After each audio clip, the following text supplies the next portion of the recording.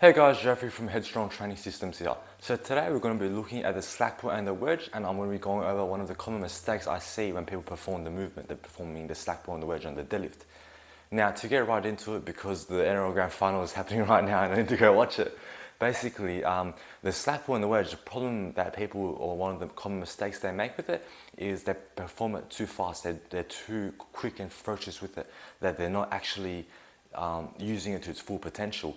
Now, what I mean by that is sometimes you see that people, they get into the bottom position, they're taking their slack out, which is great, and then they're doing it very fast. Sometimes either they're too fast, as in they release every time, so slack out, release, and then they think that they're taking a slack out, but then they wedge in at the point where they actually drop that slack, so you actually haven't taken slack out and you're forcing movement.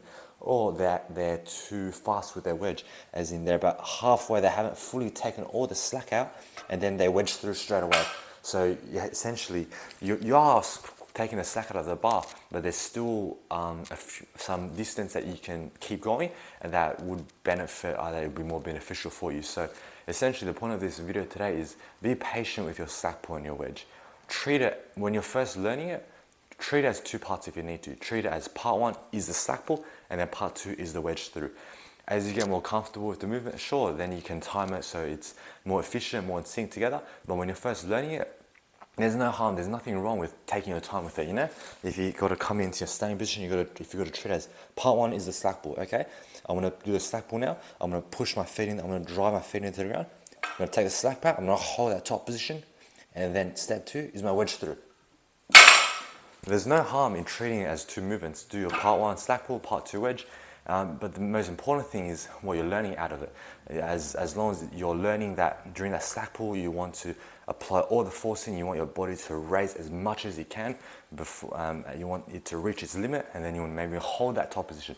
You want to make sure that you're not releasing that top position, and when you're in that top position, then wedge through, And you want to make sure that you're wedging enough, you're getting to the right position, and that you're not forcing the barbell to break the floor, or you want to be careful if you're wedging too much. If you're too forceful with a wedge, and I see a lot of people take the slack out, and then they wedge through, they're too forceful with the wedge. They're too forceful because they're concentrated, they're scared that the barbell's not getting off the floor, so they think that aggression and being forceful with the velocity, speed is going to help, but it's actually not. It's going to do more harm than good. So if you're wedging too much, probably because you're too forceful, you're too aggressive, and so that's something to take into consideration. So to summarize, to do a quick recap of today's video, take a look at how you're performing the slack pull and the wedge. If you're just starting out, just learning it, take it slow. There's no harm, there's nothing wrong with breaking down each movement part into its own part and making sure you're performing each movement correctly, and there's no need to rush it. So that's all for me today, guys. Hopefully that was helpful for you, and I'll catch you guys next time. Take care.